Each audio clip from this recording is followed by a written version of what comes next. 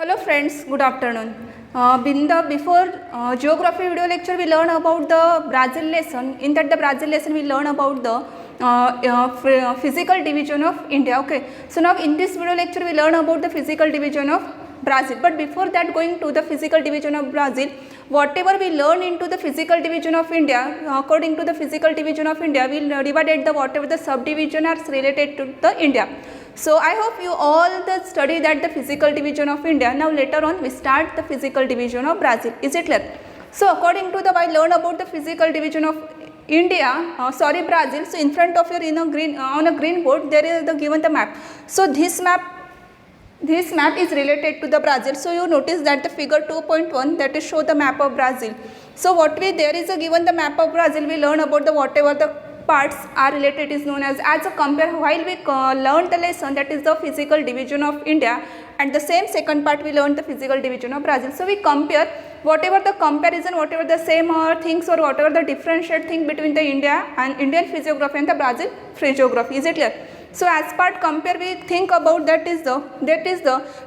if we compare this map of the with the map of the India, so whatever the differences we consider, for example, now we consider it is the figure 2.1, we assume it is the figure 2.2.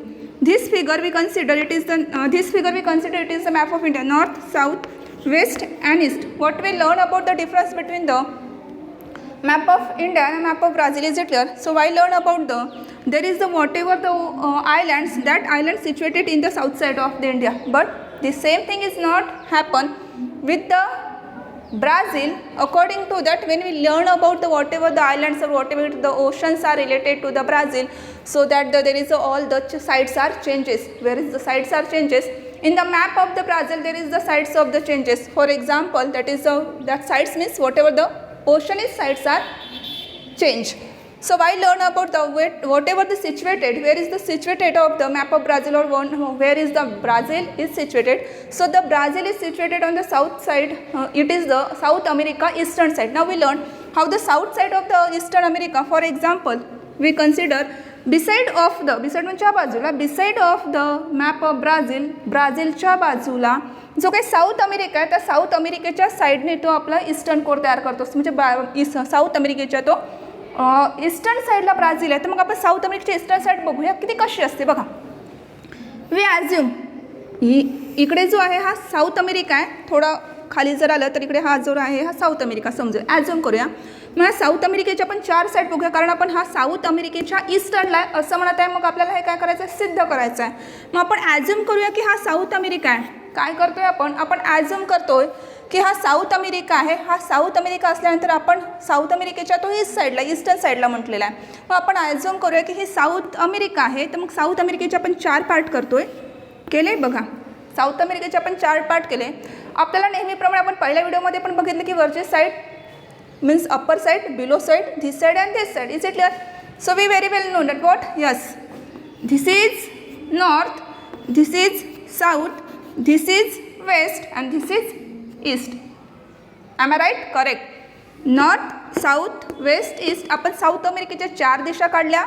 वरची जी दिशा आहे ती north, below, south, this is west and this is east. मग आता east कोणीकडे आला आहे, ब्राझीलच्या. मग ब्राझीलचे 4 भाग करूया, ॲझ्युम करूया.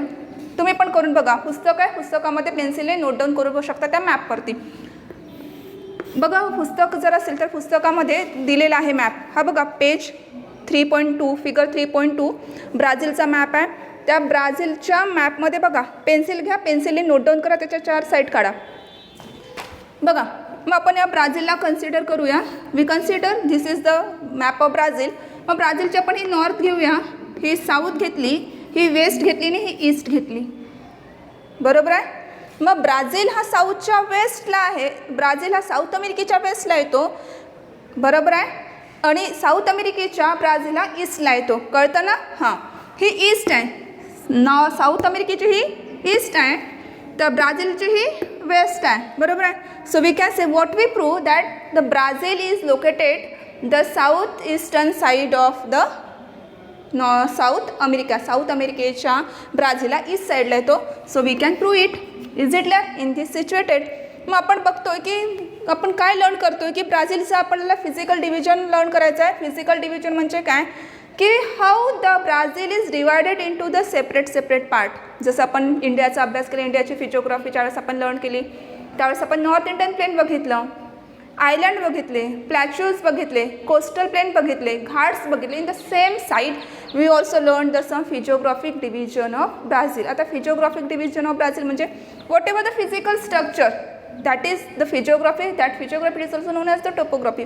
whatever the physical structure म्हणजे तिथले झाडे झुडपं कशी आहेत, तिथले जंगलं कशी आहेत, तिथले प्राणी जीवन कसं आहे, तिथली वनस्पती कशी आहे, ह्याच्या काही गोष्टी आपण ज्या लर्न करत असतो ना त्या सर्व गोष्टीला तिची फिजिओग्राफी म्हटलं जातं. सोबतच तिथली जमीन कशी आहे, जमीन सपाट आहे, जमीन प्लेन आहे, जमीन अप अँड डाऊन आहे का, पाण्याचं प्रमाण कसं आहे तिथे, पर्जन्यवृष्टी कशी आहे तिथे, तिथलं तापमान कसं आहे, तिथलं हवामान कसं आहे, या सर्व गोष्टीचा ज्यावेळेस आपण मिळून अभ्यास करत असतो त्या सर्व गोष्टींना फिजिओग्राफी असं म्हटलं जातं. Is it clear?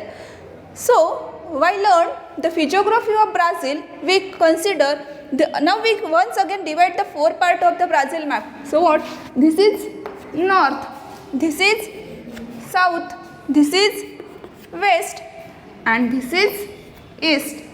Okay, then what? North, south, west, east. There is a given that these all the things, whatever the main things are found into the map of the Brazil. Then this is known as the South Atlantic Ocean and this is known as the North Atlantic Ocean. वरच्या बाजूला जो आहे म्हणजे नॉर्थला जर आपण बघितलं तर नॉर्थच्या दिशेला जो काही समुद्र आहे त्या नॉर्थच्या वरच्या दिशेला जो समुद्र आहे त्या समुद्राला आपण नॉर्थ अटलांटिक ओशन असं म्हणतो. आणि जो बिलो पोर्शन आहे ब्राझीलची जी बिलो पोर्शन आहे, ब्राझीलची जी बिलो साईड आहे त्या बिलो साईडला आपण साऊथ अटलांटिक ओशन असं म्हणत असतो. आता लक्षात येईल की वरची जी दिशा आहे ती वरची दिशा नॉर्थ अटलांटिक ओशन आहे ब्राझीलला आणि खालच्या म्हणजेच बिलो साईडला बघितलं तर साऊथ अटलांटिक ओशन आहे. लक्षात येईल वरती North Atlantic Ocean, below South Atlantic Ocean. Is it clear? Then according to that मग आपण याचं डिव्हिजन बघतो की हा डिवाइड कसा झालेला आहे. फॉर एक्झाम्पल मग नॉर्थला कुठली साईड आहे बा, बरोबर आहे, मग साऊथला कुठल्या साईड्स येतात, वेस्टला कुठल्या साईड्स येतात, ईस्टला कुठल्या साईड्स येतात. का बरं आपण बघायचं? कारण आपल्याला फिजिकल डिव्हिजन बघायचं आहे. म्हणजे वरच्या side, below side, this side and this side we learn. So that's why it is known as the physiography of Brazil. Correct. So now it is the physical division of Brazil. ब्राझीलचा आपण subdivided portion बघतोय की किती भागामध्ये सबडिवाइड झालेला आहे Brazil. Is it clear? मग आपण बघूया की ब्राझील किती भागामध्ये डिवाइड झाला आहे. एक आहे हायलँड, दुसरा आहे ग्रेट एस्कार्पमेंट, तिसरा आहे द कोस्टल रिजन, चौथा आहे द प्लेन आणि फिफ्थ आहे the island. Means in the same case the Brazil has been divide into the 5 groups. How? Brazil has been divided into the 5 groups. That is the first, it is the highland group, second the great escarpment, third the coastal region, fourth the plain and fifth the island. आपण आता बघूया की Highland म्हणजे काय. Highland कशाला म्हणतात? Highland म्हणजे ज्या काही हायलाइटेड असतात, हायलाइटेड इन द सेन्स जी काही वरची सपाट जी जमीन असतात मोठे ज्यावरती पीक वगैरे असतात, it is known as the highland. Is it clear? The great escarpment पर्वतमय प्रदेश जो असतो तो म्हणजे ग्रेट एस्कार्पमेंट आहे. कोस्टल रिजन आपण बघितलंच आहे. We very well known about or we familiar with the coastal region. ज्यावेळेस आपण फिजिओग्राफी ऑफ म्हणजे भारताचा ज्यावेळेस आपण अभ्यास केला भारताच्या नकाशामध्ये आपण कोस्टल रिजन बघितले होते. त्यामुळे आता आपल्याला जास्त डिटेलिंग जाण्याची गरज नाही की कोस्टल रिजन म्हणजे काय. पाण्याच्या म्हणजे पाण्याच्या किनाऱ्यालगत जे काही असणारे जे रिजन्स आहेत त्यांना आपण कोस्टल रिजन म्हणतो, बरोबर आहे, जसं कोकणी प्रदेश वगैरे असतो. Then the plain. प्लेन माहीतच आहे की सपाट म्हणजे जमीन मध्य जी जमीन असते ती प्लेन आहे, सुपीक जमीन जिला म्हणतो ते प्लेन्स आहेत. आणि द आयलँड पाण्यामध्ये जे काही असतात बेट त्याला आपण आयलँड म्हणतो. मग आपण आयलँडचे डेफिनेशन काय आहे? If the 4 sides are covered by the water it means it is known as the island. म्हणजेच for example we think it is the particular thing, एखादी जागा आहे, आपण ही जमीन समजूया. If this piece of land म्हणजे जमिनीचा तुकडा, if the piece of land is occupied or covered by the water. बघा हा जो जमिनीचा तुकडा आहे, हा जमिनीचा तुकडा चारही बाजूने कशाने व्यापला आहे? पाण्याने. आपण गृहीत धरूया की जमिनीचा भाग जो आहे हा चारही बाजूने पाण्याने व्यापलेला आहे. It is occupied by the water. ही फर्स्ट साईड, ही सेकंड साईड, ही थर्ड साईड आणि fourth side. Am I right? If the piece of land is occupied the fourth side by the water, it means it is known as the island. आपण त्याला सोपे म्हणू शकतो.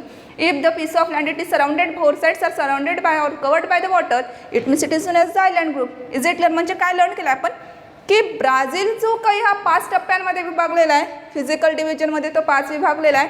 पहिला जर त्याला हायलँड म्हटलं आहे, दुसरा ग्रेट एस्कार्पमेंट म्हटलं आहे, तिसरं कोस्टल रिजन म्हटलं आहे, चौथं द प्लेन आहे आणि पाचवं द आयलँड ग्रुप आहे. इजटलं मग आता ह्याच गोष्टी आपण नकाशामध्ये बघणार आहोत की त्या कुठे डिनोट करतात. बघूया, चला इकडे या. बघा, आपण आता हायलँड बघणार आहोत, the great Highland, the highlands. मग हायलँड म्हणजे कोणती जमीन आहे? What ever the given there is the what ever it is the Guyana Highlands, this region, whatever it is known as the highlands, this area it is known as the highland area. Is it clear? Highland noted in the north side. कुठल्या साईडला जात आहे? North साईडला. बघायला हायलँड्स. Then the great escarpment कुठे आहे? This side.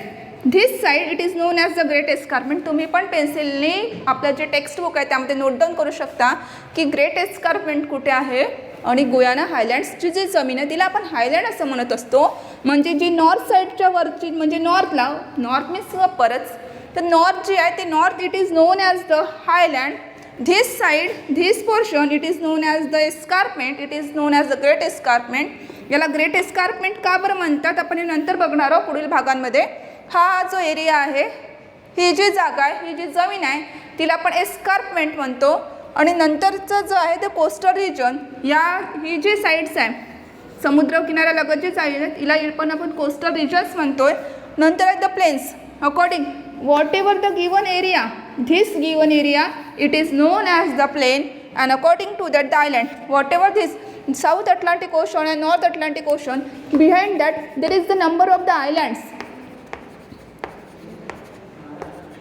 There is the islands, there is this plane, this side it is situated by the island. So this type of the physical division we learn. Means what? आपण काही पूर्ण detailing study नाही केलेली आहे. Just we take the introduction about the whatever the physical division of Brazil are related to the where is the situated the area. Is it clear? So we know the Brazil has subdivided into the 5 type, that is the highland, island, escarpment, plain and the coastal region. Note down. Then according to that, why learn about the physical division of Brazil, and we generally take the whole information introduction about that is the map. It is also remaining, that is the Amazon basin river which is the famous in the Brazil. Then according to that it is the Pantanal which is the highest peak in the Brazil. Then it is the Parana river which is the famous river in the Brazil. The number of means it is not only the, these things are not only the situated on the Brazil, but apart from the some also the lands are situated on the Brazil. म्हणजे फक्त इथे जे नाव दिले तेच नाही आहे, तुम्ही पुस्तकामध्ये बघू शकता की अशा ज्या काही वेगवेगळ्या ज्या नद्या आहेत त्याचे पिक्स आहेत त्यांचे सुद्धा नाव तिथे दिलेले आहे, ते तुम्ही बघू शकता. Correct. So write down this, draw this map in your notebook. Then also figure out this tree diagram in notebook. Then later on we learn the highlands in a detail. Okay. So while before going to start the highlands, you should take the screenshot.